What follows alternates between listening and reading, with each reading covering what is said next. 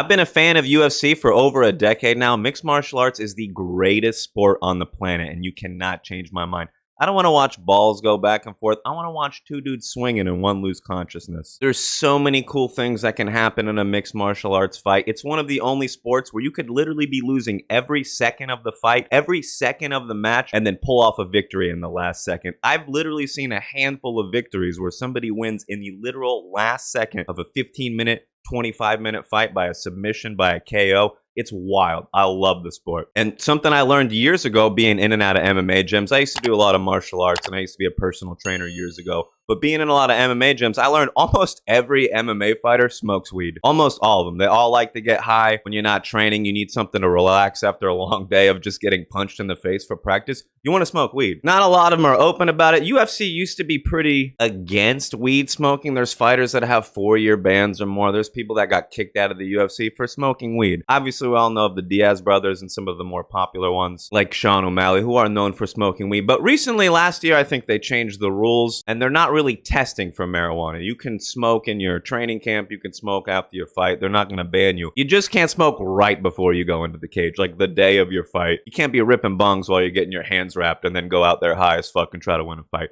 They don't let you do that, but they do let you smoke weed. Well, this past weekend, I was able to go to UFC 273 in Jacksonville. It's about a 4-hour drive for me, so not too bad. And it was the first UFC fight I've ever seen live. And shout out to the homie Vince from Hell, Pichel. I've been a fan of the guy for many years. I've been watching him fight in the UFC. Absolute cool dude. Check him out on Twitter, Instagram. He even streams on Twitch. That's how I met him. We had a few interactions through Twitch. So I know you already follow me on Twitch, but go check out From Hell Pichel on Twitch. He's a cool dude. Well, he gets me a ticket to come see him live, and I literally can't turn it down. I've never been to a UFC fight. I've been to other mixed martial arts events live, but I've never been to a UFC event. An amazing experience. It's interesting when you're watching it on your screen, on your TV, and you can hear the crowd and all the different chants, but it's way different being a part of the crowd. The energy inside of the arena, everything is just amazing. Well, I was super stoked. I love UFC events. There's a lot of great fighters on there. Some fighters that I've been watching like early on in my days of being a UFC fan. Vince Pichel is one of those fighters I saw early on. Korean Zombie was on the card, one of those fighters I saw when I first was getting into UFC. Absolutely awesome. I saw a few cool things in the arena while I was there. For some reason, one of the women's restroom never had a line. All the men's restroom had a super long line, so some super drunk dude went into the women's restroom, and I guess he was harassing him because he got arrested. I got a picture of him just like, he collapsed on the floor, and they're like, "You're going to jail, buddy." I also saw some dude holding like a Mackenzie Dern sign. It said like, "It's Tisha Torres's turn to feel the Dern," and he's like on his phone, like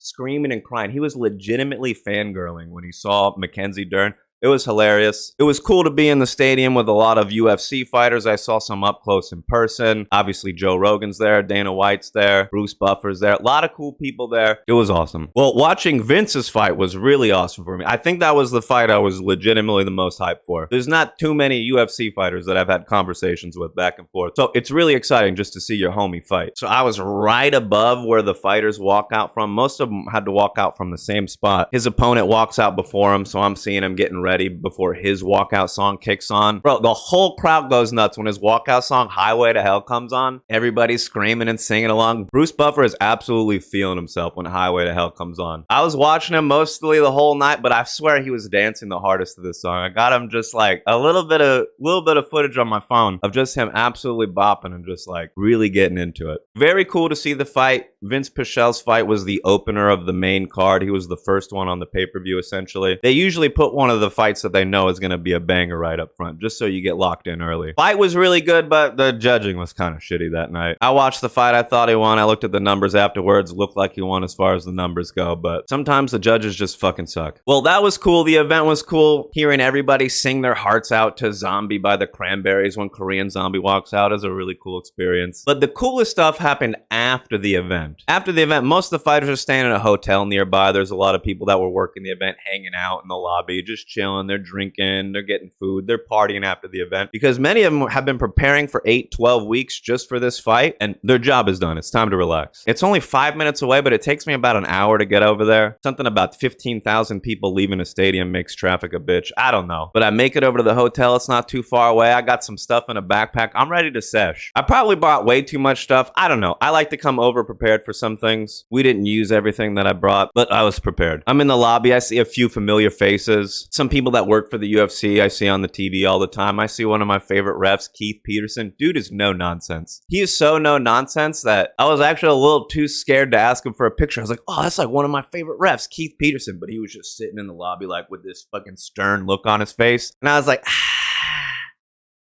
I don't need a picture with him. He's a cool guy. But I did make sure to get a picture with Vince Pichel. I actually wasn't feeling too good that night. 4-hour drive over. I wasn't feeling that great the day before, but I still made it through. It was a good time. In the lobby, they had a little cafe thing. You could order some food and drinks or whatever. I needed a water and a Gatorade or something just because I wasn't feeling it. I even got some Pepto tablets because I wasn't feeling good. It was a kind of a long line. I'm standing in line with 2 bottles and some Pepto. Actually, while I'm waiting in line to buy my drinks, I got skipped by a UFC fighter, Pedro Munoz. What am I gonna do? Say something? There was a few guys just like linking up with their group of friends, and I don't know. It's kind of funny to see. It's the UFC hotel, the after event hotel. Imagine just being a regular guy and you don't know anything about UFC, and some pro fighter skips you, and you're like, "Hey, you can't cut me in line." I don't really care. It's not really my night. It's their night. I was at the UFC fighter hotel. But either way, I get my drink, I get my water, and then we go up into the hotel room where Vince Pichel and his homies are staying at. And actually, there was another UFC fighter who fought there that night, Josh Fremd, who I knew trained with Vince Pichel, but I didn't know he was going to join us for a sesh afterwards. We're hanging out in Fromhell's hotel room. He's got a few of his homies there I met. We're all hanging out. I bust out the Puffco. We start doing dabs. And right when we get in, we wanted to do a little dabbing.